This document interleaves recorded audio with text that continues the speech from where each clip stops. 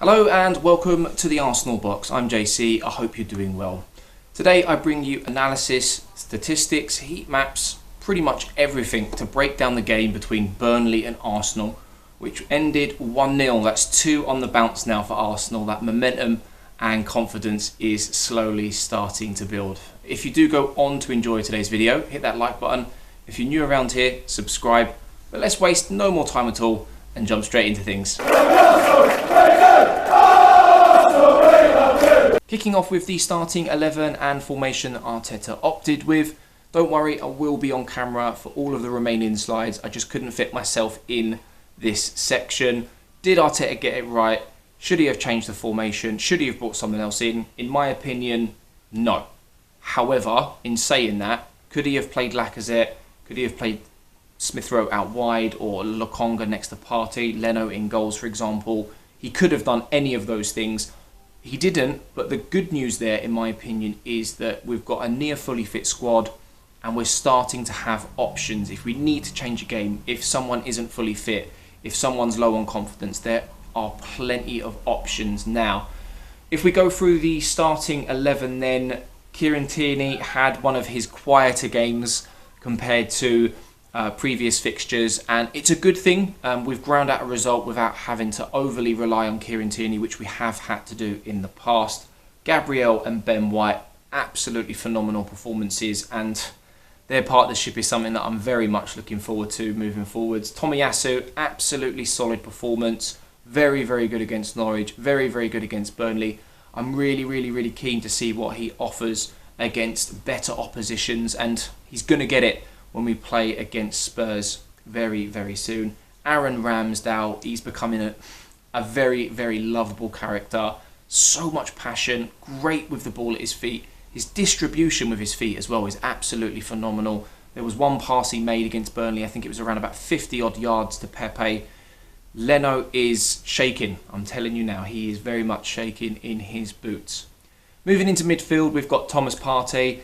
Not fully fit, didn't complete the whole game, but what he did offer was fantastic. Very assured on the ball, really kind of making things work in midfield when he needs to. Drop in between the two centre-backs, making up those numbers, and we'll see how often the ball was actually situated in our own third when we come onto some heat maps later in this video.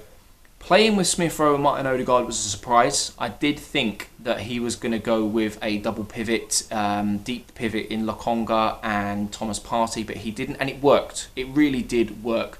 You need creative flair when you're playing against the Burnley. They play with 2 low blocks, really difficult to break down, and we created chances. We didn't score a goal from open play, but we need these types of players, in and around that final third to break down someone like Burnley. We've got Bukayo Saka, who had a quiet game in my opinion. Has he got a little bit of fatigue maybe from the Euros? Who knows? But we know what he offers, and I think, give it another few weeks and we will start to see the best of him again.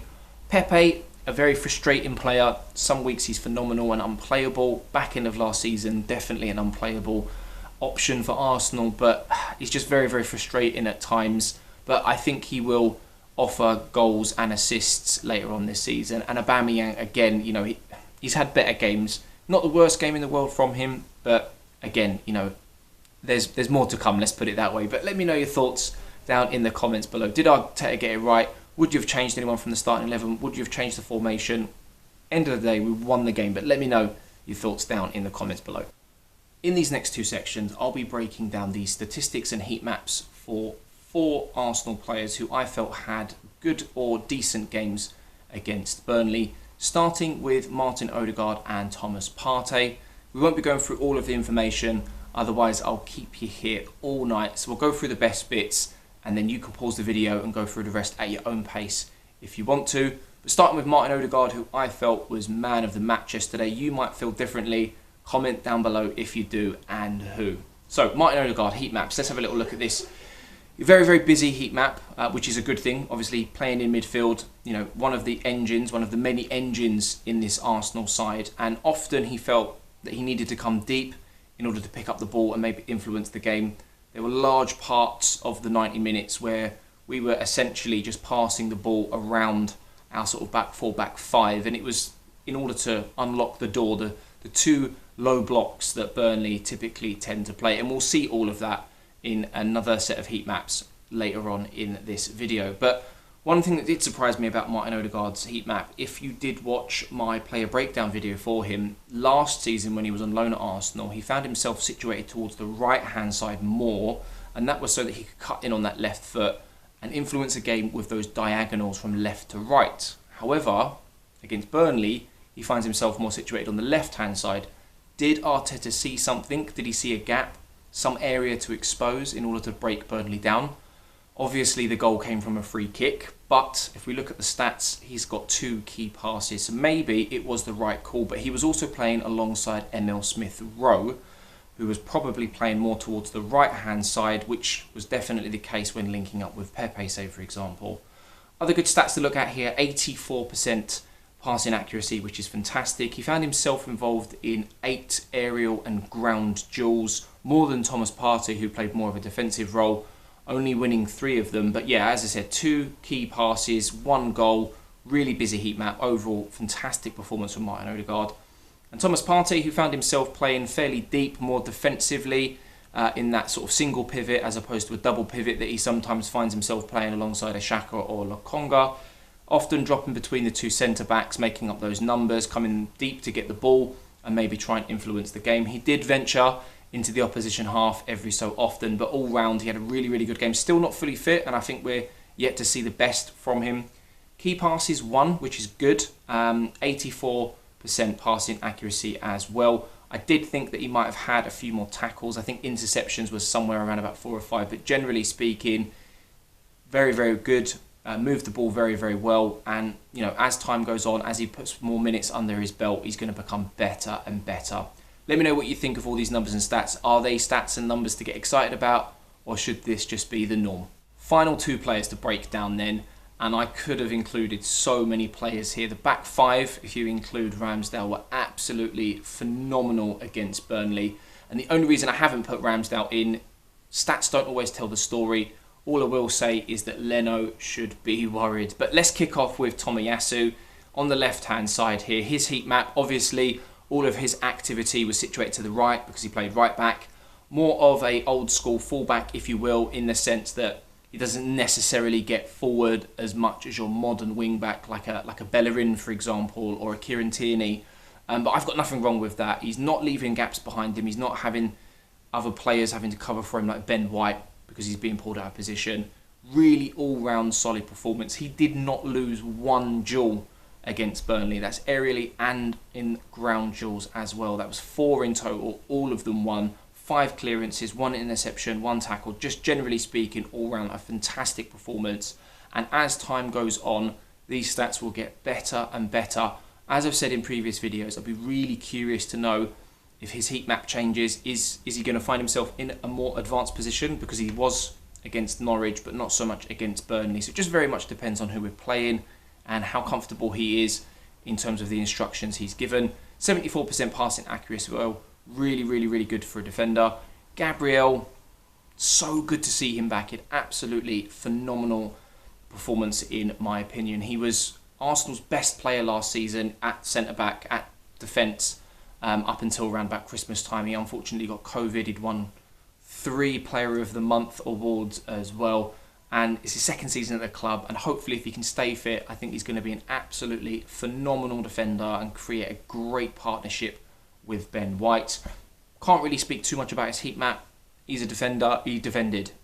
He didn't really move away from where he needed to be. And that's a good thing. We don't want players venturing out of position, getting caught out and having other players mop up for him. But in terms of his stats, 83% passing accuracy, definitely a ball playing centre back, which is great.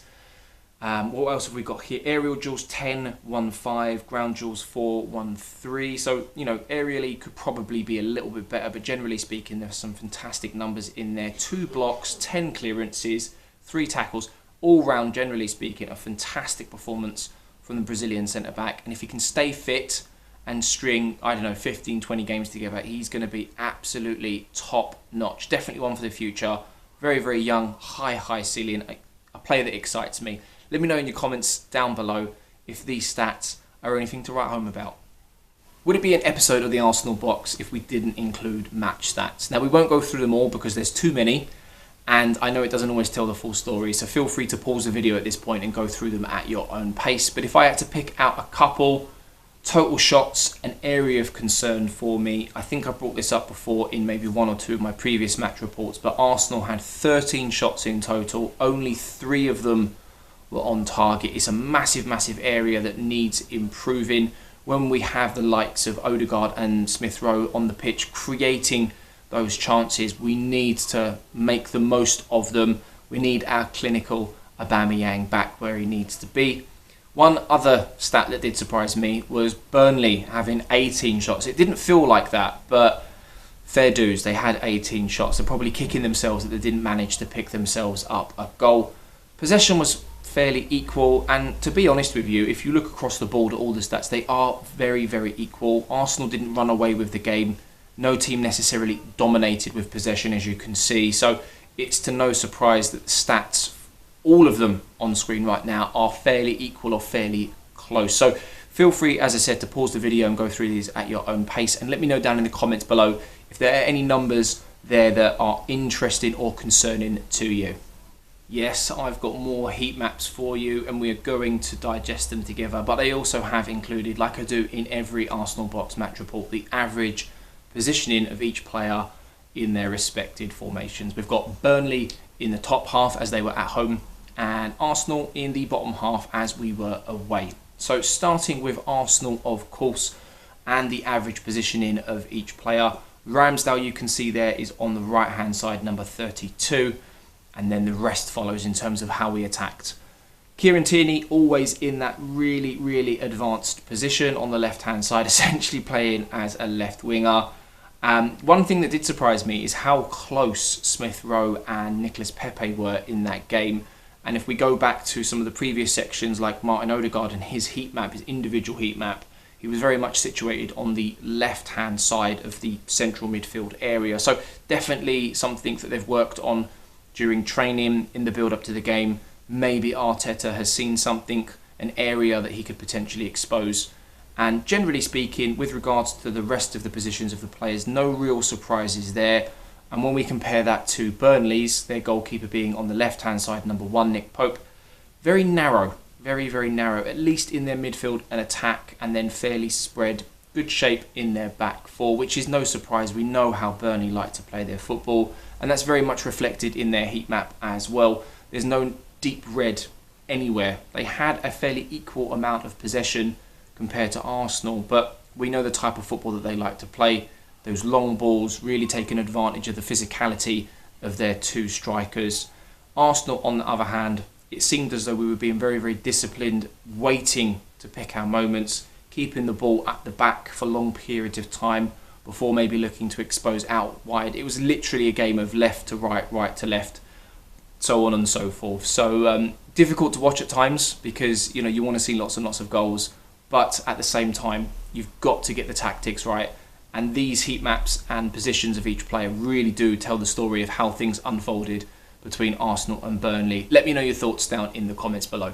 If you didn't hang around for the post-match media duties or haven't caught up, generally speaking, on any of the interviews that happened after the game, I've picked 2 quotes from Arteta that I thought were very relevant and very, very good considering the performance. Those are about Gabriel and Tomiyasu and their physicality, not just that, but generally how well they played, and then also the impressive performance that Aaron Ramsdale put in.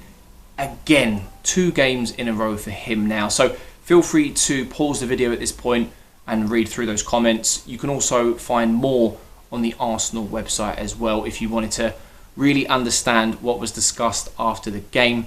Before we wrap things up today though, I've got a few short videos from a couple of Arsenal fans, Judge and Neil.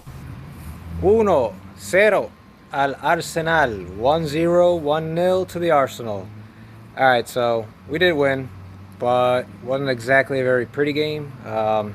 Missing a little bit of quality, a little bit of technique, but we still got the win, and hopefully we can go ahead and keep carrying that momentum into the next cup game, and especially against them other lot from North London when we catch them in the North London derby. Much love to y'all. Stay safe. Hey Jake, You said it, so you're gonna get it right away. So great win, 1-0 to the Arsenal. A very ugly win, but a win regardless, and it shows that we can win without doing all the little pretty flicks and all that nonsense. Sometimes you just need to win and do what we need to do. It was a tough game, but it was a game that gave us that could give us a boost going into next week's game against Tottenham. So big up to the Arsenal, 1-0 to the Arsenal. Take care. So that is going to wrap everything up for today's video. I do hope you have enjoyed, and if you have done, hit that like button. Subscribe if you're new around here. 2 wins, 2 clean sheets. We've got Wimbledon next in the Carabao Cup before the big one, the North London Derby, and hopefully we can come away with those bragging rights. For now, I'm JC. I'll catch you in the next one.